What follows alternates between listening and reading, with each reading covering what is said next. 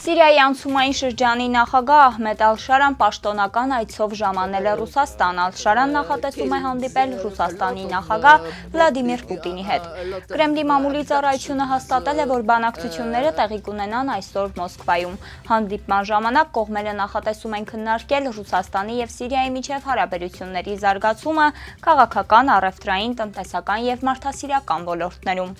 Քննարկման թեմա կլինեն նաև Մերձավոր Արևելքում տեղի ունեցող զարգացումները։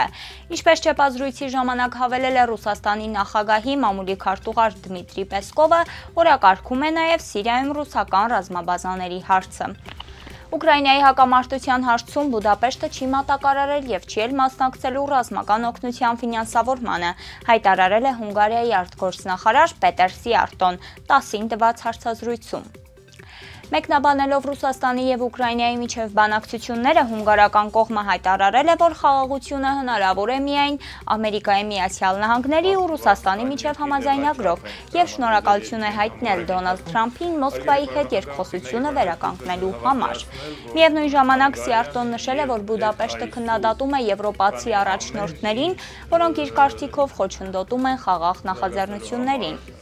Ռուսաստանի դեմ Եվրամիության պատժամիջոցները Հունգարիան համարում է անարդյունավետ ու վնասակար հենց Եվրոպայի համար, կոչ անելով դադարեցնել դրանց հետագա կիրառումը։ Էներգետիկայի ոլորտում Հունգարիան վերապատրաստել է իր հանձնառությունը ՊԱԿՍ երկրորդ ԱԵԿ նախագծին Ռոսատոմի հետ գործընկերությամբ, ակնկալելով, որ ակտիվ շինարարությունը կսկսվի այս աշնանը։ Երկիրը նաև նախատեսում է ավելացնել ռուսական գազի և նավթի ներմուծումը, հիմնականում թուրքական հոսք խողովակաշարի միջոցով։ Բացի այդ, Հունգարիան և Սերբիան պատրաստվում են համատեղ նավթամուղ կառուցել, որի շինարարությունը նախատեսվում է ավարտել մինչև 2027 թվականը Ռուսաստանի ներկայացուցիչների և ընկերությունների մասնակցությամբ։ Այսպիսով տեսնում ենք, որ Հունգարիան և Ռուսաստանը բարիդրացիական հարաբերությունների մեջ են, ինչը վնաս է Ուկրաինային։ Ռուսաստանն էլ իր հերթին չի կատարի Միեդի որոշումը, որը պարտավորեցրել էր Մոսկվային Վրաստանին վճարել ավելի քան 253 միլիոն եվրո, կապված 2008 թվականի օգոստոսին տեղի ունեցած ռազմական հակամարտության հետ։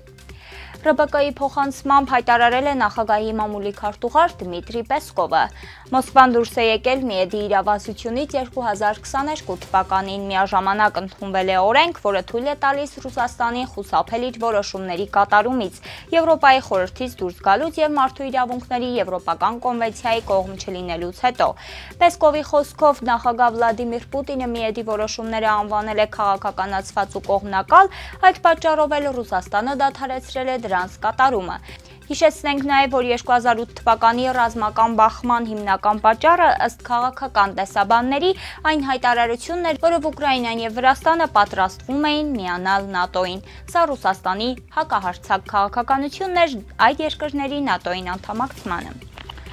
Վրաստանի փոխհատուցման վճարումների վերաբերյալ իրենց որոշման մեջ Միեդի դատավորները պարզել են, որ 2009 թվականին Աբխազիայի և Հարավային Օսիայի հետ սահմանի գծերի սահմանումը խախտել է մոտ 29000 մարդու իրավունքներ։ Սա հիմնականում վերաբերում է այն դեպքերին, երբ անհատների սահմանափակվել է մուտք գործել իրենց ընտանիքներ, տներ ու հողեր։ Դատարանը սա համարել է անձնական ու ընտանեկան կյանքի հարգման, տան անձեռնմխելիության և սեփականության պաշտպանության իրավունքի խախտում։ Եգիպտոսում այսօր սկսվել է Թրամփի Մերձավոր Արևելքի ծրագրի շուրջ բանակցությունների հաջորդ փուլը, որը կենտրոնանում է Համասի զինաթափման, Գազայի հատվածի պատերազմից հետո կառավարման ու տարածաշրջանային անվտանգության վրա արաբական խաղաղապահ ուժերի մասնակցությամբ։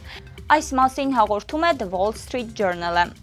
Առաջարկությունները ներառում են Եգիպտոսի և Հորդանանի կողմից կազմված 1000 հոգանոց պաղեստինյան ոստիկանական ուժերի ստեղծում մինչև 10,000 մարդ ընդլայնվելու հնարավորությամբ։ Այնուամենայնիվ լուրջ դժվարություններ են մնում Իսրայելը և արաբական երկրները զգուշանում են օկուպանտների դերում հայտնվելուց։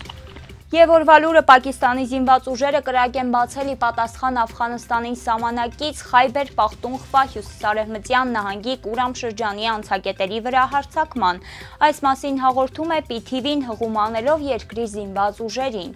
Հրաձգություններ են բռնկվել զինյալների դիրքերում և հալիբները նահանջել են թողնելով բազմաթիվ զոհեր, նշվում է հաղորդագրության մեջ։ Այսպիսով, եթե ուզում եք տեղեկանալ, թե ինչ է կատարվում աշխարհում, մնացեք մեզ հետ։